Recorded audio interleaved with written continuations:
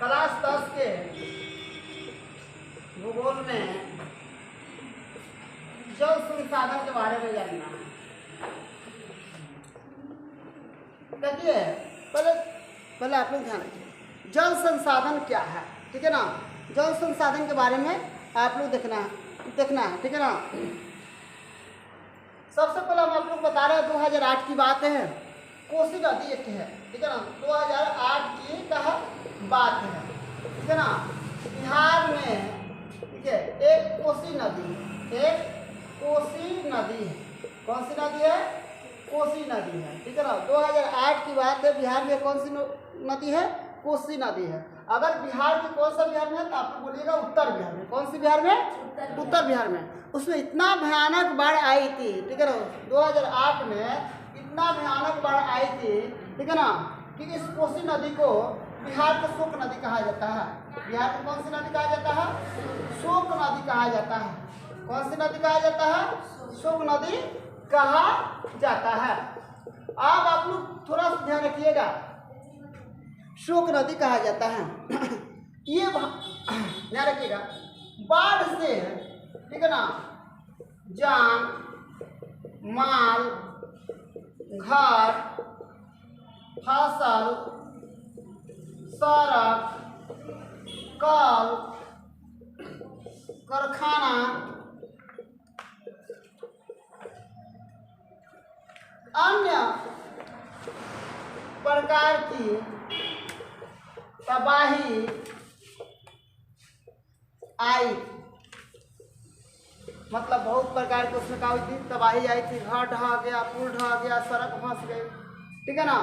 बहुत सारे समस्या आई थी, ठीक है। जितना भी फसल था नष्ट हो गया, गाय भैंस ये सब का हो गया, एक जगह से दूसरे जगह तक चले गए, मर गए।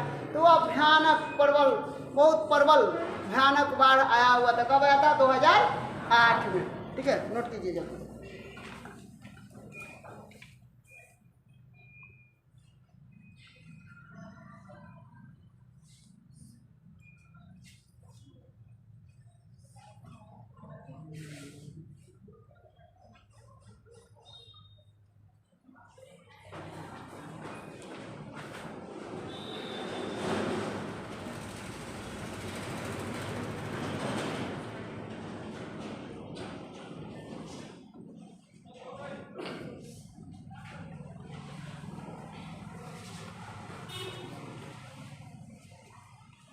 अब आप लोग थोड़ा सा केयर कीजिएगा।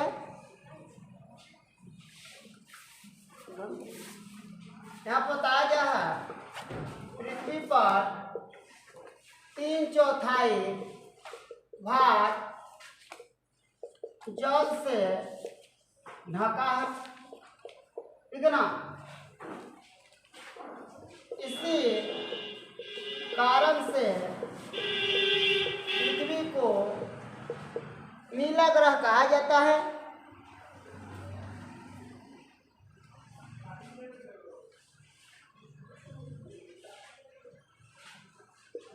नीला ग्रह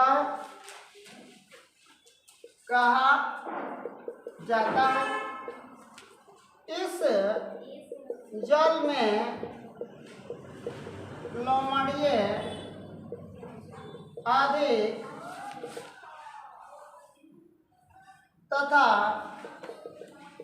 पेय जल की मात्रा कम होती है। अब रखना है,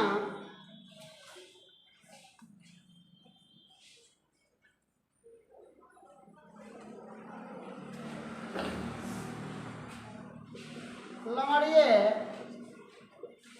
जल समुद्र, सागर, नदी, तालाब आदि में पाए जाते हैं, परंतु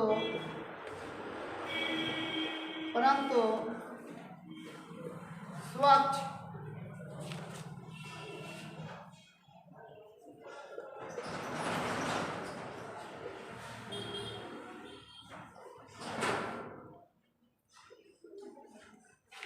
स्वच्छ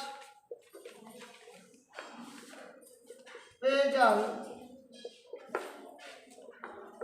प्रवाह और भूमि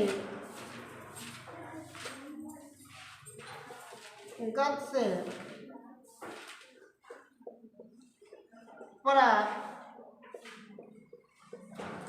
होती है। अब आप लोग ध्यान रखिए, जल्दी से नोट कर लीजिए।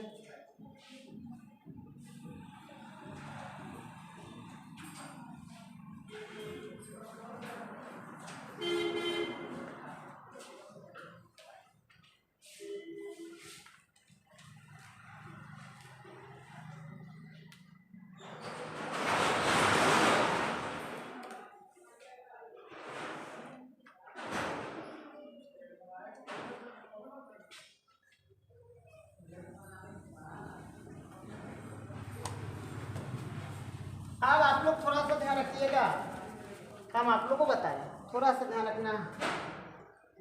जल स्रोत का प्राप्ति कहाँ से होता है? जल स्रोत के बारे में आपको क्या करना है, लिखना है जल स्रोत। अब देखिए जल स्रोत ये दो प्रकार के होता है, पहले समझिएगा, यहाँ पर ध्यान रखिए, लिखने से कोई फायदा नहीं, यहीं पर हम आप लोग को बता रहे हैं। एक क्या होता है, भू पृष्ठीय जल, और एक होता है भूमिगत जल। भूमि चाहे भूमिगत जल कह सकते हैं आप लोग, गत जल। अब आप देखिए, ध्यान रखिएगा, भूपृष्ठीय जल किसे कहते हैं? भूमि के पृष्ठ पर जो जल होते हैं उसे भूपृष्ठीय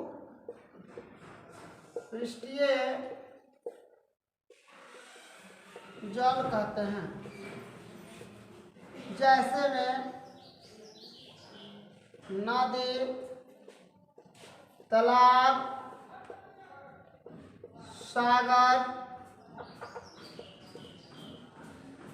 महासागर आदि। भूमिगत जल क्या है? वैसा जल जो भूमि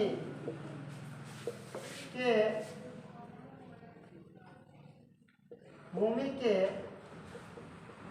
अंदर होते हैं उसे भूमिगत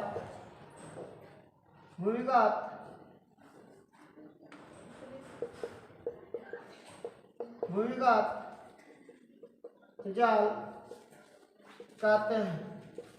जैसे में आप लोग देखे होंगे कुआं,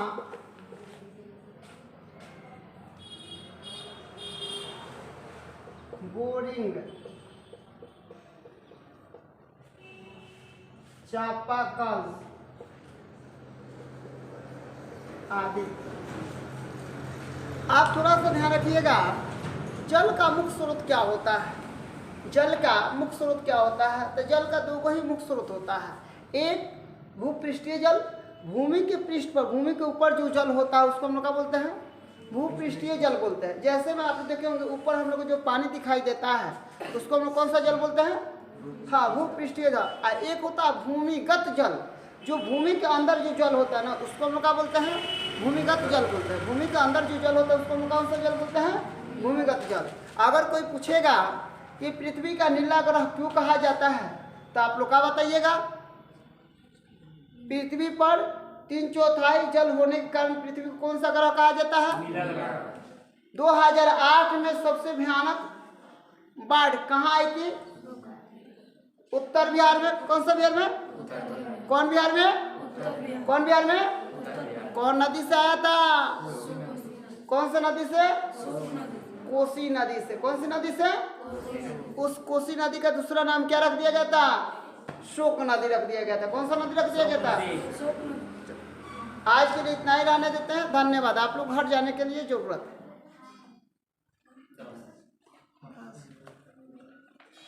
अभी थोड़ा सा बता देगा तो।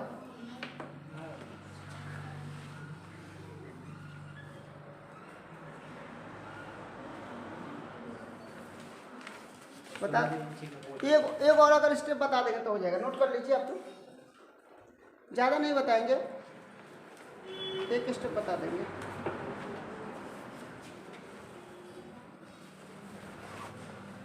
एक स्टेप और कर लीजिएगा लोग थोड़ा सा।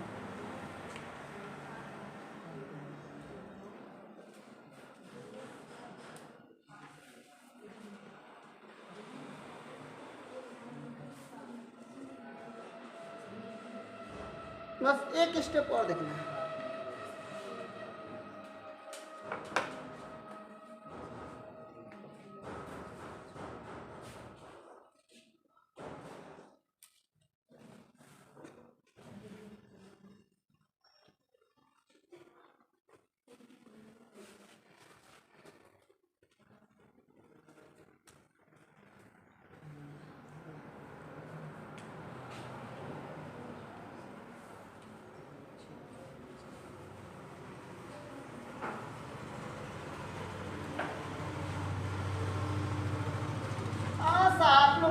तो आप लोग पूरा कंप्लीट कर लिए।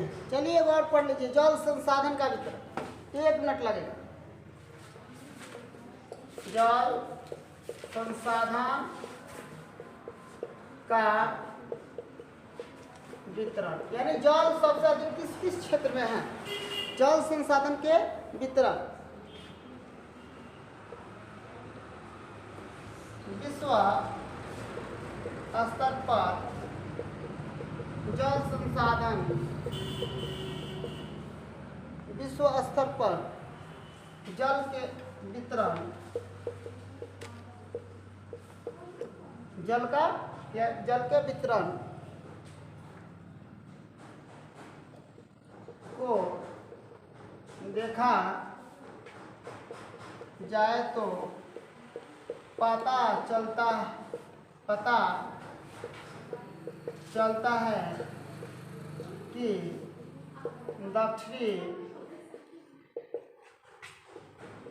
गोलार्ध में सबसे अधिक जल होता है। उसे जलीय गोलार्ध भी कहते हैं। अब आपको देखा जाएगा तो दक्षिणी गोलार्ध में सबसे अधिक क्या पाया जाता है।